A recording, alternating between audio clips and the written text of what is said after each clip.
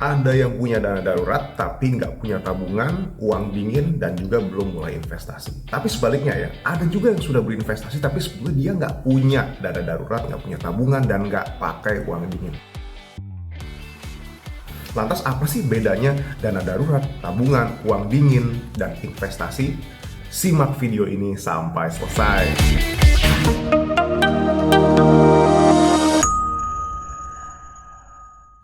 Halo teman-teman sekalian, balik lagi sama saya Akbar di channel YouTube Uang Kamu. Oke, di channel YouTube ini teman-teman bisa belajar banyak hal seputar perencanaan keuangan. Mulai dari mengatur cash flow, nabung, investasi, ngumpulin dana darurat, dan lain sebagainya. Pokoknya komplit. Dan pada kesempatan kali ini kita akan ngebahas perbedaan dari dana darurat, tabungan, uang dingin, dan investasi. Oke teman-teman semua, 4 istilah ini emang sudah cukup sering dibicarakan dalam dunia perencanaan keuangan. Tapi buat mereka yang masih belajar ya, biasanya istilah ini kadang-kadang membingungkan. Dan nggak menutup kemungkinan ini bisa jadi ketukar satu sama yang lain ya. Nah di video ini saya akan kupas tuntas ya, mulai dari dana darurat sampai investasi.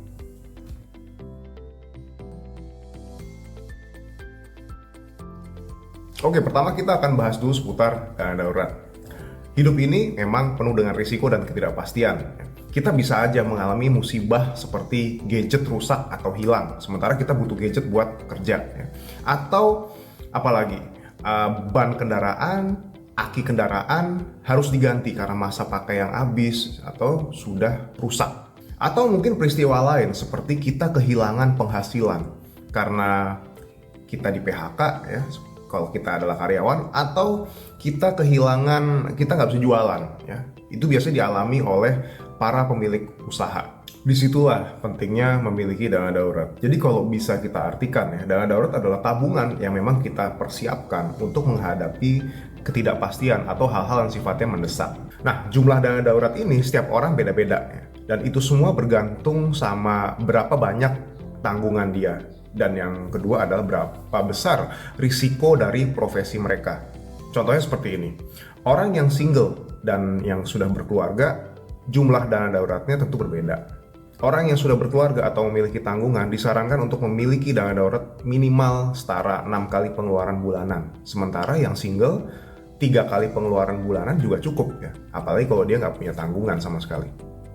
Mengapa demikian? Karena biasanya pengeluaran tak terduga itu akan lebih banyak di orang yang sudah memiliki tanggungan atau sudah berumah tangga ketimbang orang yang masih single ya, pastinya di situ. Dan begitu juga pengeluaran ini juga pasti akan lebih besar ketimbang dia orang yang nggak punya tanggungan. Hal serupa juga terjadi ya jika kita membandingkan karyawan versus pengusaha.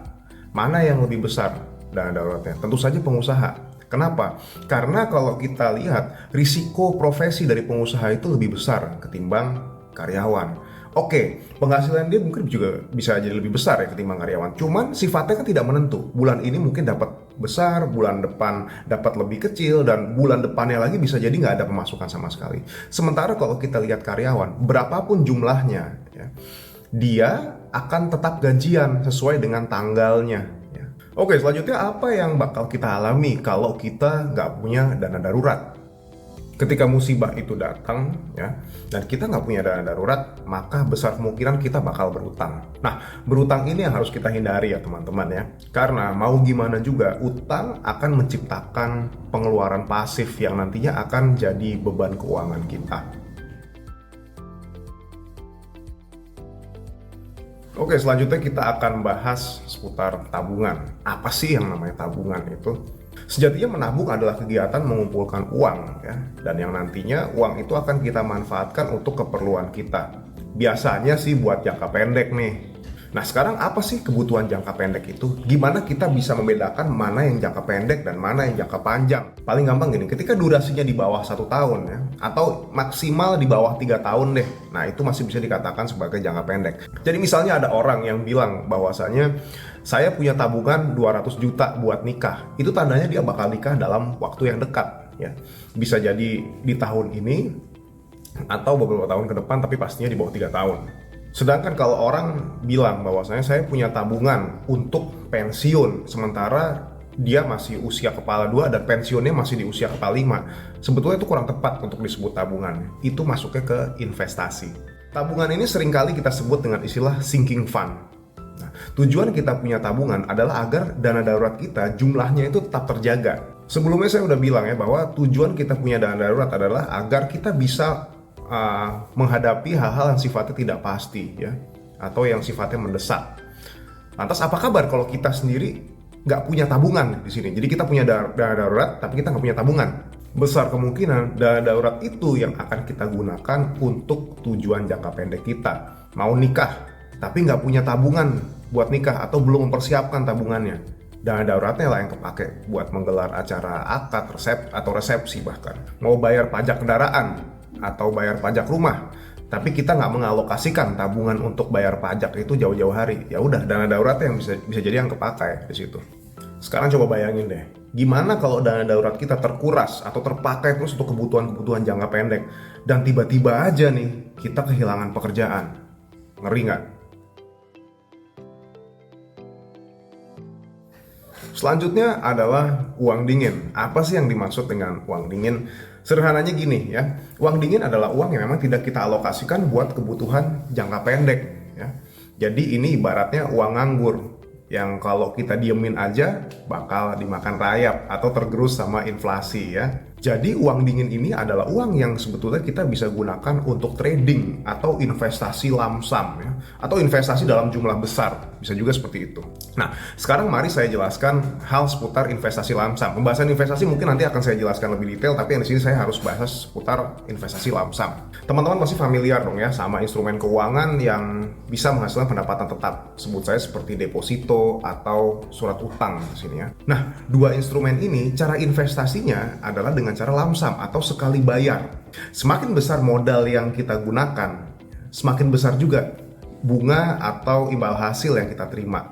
Begitupun sebaliknya. Kalau kita ingin menempatkan uang ke instrumen itu dengan tujuan untuk menghasilkan pendapatan pasif atau pendapatan tambahan, pastikan uangnya adalah uang dingin.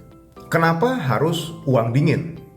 Karena jika uangnya ternyata adalah tabungan jangka pendek atau dana darurat dan tiba-tiba kita butuh uang tersebut ya, kita akan kesulitan untuk mengakses uangnya.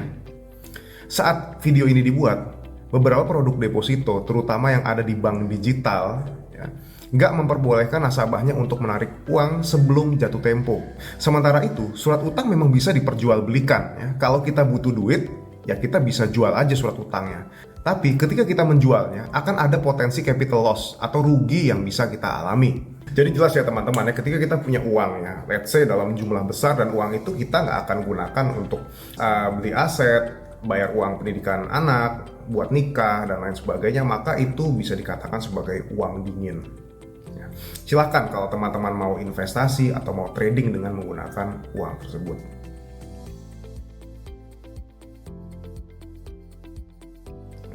Nah, yang terakhir kita akan bahas seputar investasi ya teman-teman ya. Kalau kita definisikan, investasi adalah kegiatan membeli aset ya, dengan harapan aset yang kita beli akan naik nilainya di kemudian hari atau menghasilkan pendapatan tetap seperti yang tadi saya jelaskan. Dan nanti uang dari pendapatan tetap itu atau dari kenaikan harga aset investasi itu bisa kita gunakan untuk merealisasikan mimpi-mimpi kita di jangka panjang seperti pensiun, bayar pendidikan anak jenjang tinggi, dan lain sebagainya. Jadi jelas ya teman-teman ya, apa bedanya nabung, apa bedanya investasi ya. Kalau nabung kita akan prioritaskan itu untuk jangka pendek, sementara kalau investasi ya buat jangka panjang pastinya. Nah, investasi ini bisa kita lakukan dengan dua cara. Saya sudah sebutkan yang pertama, yaitu lamsam ya. Ketika lamsam kita menggunakan uang dingin kita untuk berinvestasi ya. Dan yang kedua, ada juga metode lain yaitu dollar cost averaging atau investasi berkala. Nah, tujuan dari lamsam itu sebetulnya adalah agar potensi imbal hasilnya menjadi semakin besar. Tapi ingat ya, risiko dan imbal hasil berbanding lurus. Kalau imbal hasilnya gede, ya risikonya juga gede ya. Oleh karena itu, wajib menggunakan uang dingin ketika kita mau investasi dalam jumlah besar ya, atau jika kita ingin menerapkan strategi lamsam. Nah, lantas apa kabar ya kalau kita belum punya uang dingin? Sementara kita punya mimpi-mimpi yang luar biasa di jangka panjang ya. Mau pensiun tenang, mau bisa bayar kuliah anak, dan lain sebagainya. Apakah kita nggak bisa berinvestasi kalau kita nggak punya uang dingin sama sekali? Nah, solusinya sebetulnya ada di dollar cost averaging ya, atau di strategi kedua ini ya. Jadi setiap bulannya atau setiap tahun, teman-teman bisa mengalokasikan uang untuk kebutuhan jangka panjang itu ke instrumen investasi ya. Mungkin bisa ke reksadana atau ke saham aja juga bisa. Oke, selanjutnya, nah apa akibatnya ya kalau kita sudah berinvestasi tapi kita sendiri nggak punya uang dingin, nggak punya tabungan, dan nggak punya dana darurat ya. Oke, mari kita bayangkan ya, kita adalah pengusaha, pemilik toko ya, dan kita sudah berinvestasi ke saham, reksadana, obligasi, dan instrumen lainnya. Tapi kita nggak punya dana darurat sama sekali, nggak punya tabungan, dan investasinya itu sudah pasti bukan pakai uang dingin. Suatu ketika kita kena musibah, toko kita terbakar, dan kita nggak punya asuransi properti. Di sana ada barang-barang dari distributor yang belum kita jual dan jumlahnya lumayan besar di situ. Ya. Belum lagi ada barang-barang lain dan semuanya ludes habis. Apa yang kita alami? Sudah pasti kita kehilangan penghasilan dan kita harus membayar utang kita ke distributor, dan belum lagi kita harus berhadapan sama beban-beban finansial harian kita. Apa akibatnya kalau kita nggak punya dana darurat atau tabungan? Ya sudah pasti saham atau aset-aset investasi yang sudah kita beli kita cairkan ya, agar kita bisa membayar itu semua. Dan proses investasi kita ya, yang sudah lama berjalan ini bisa dibilang gagal total.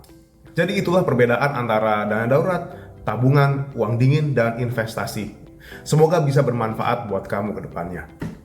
Oh ya teman-teman, kalau dilihat dari perbedaannya, dana darurat, tabungan, dan uang dingin ini merupakan aset lancar, sementara investasi ya aset investasi.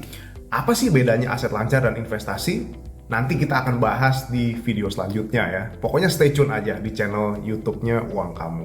Jangan lupa likes dan share video ini, dan subscribe channel YouTube Uang Kamu biar kamu makin jago dalam urusan ngatur keuangan dan investasi. Saya Akbar pamit undur diri, sampai jumpa di video selanjutnya.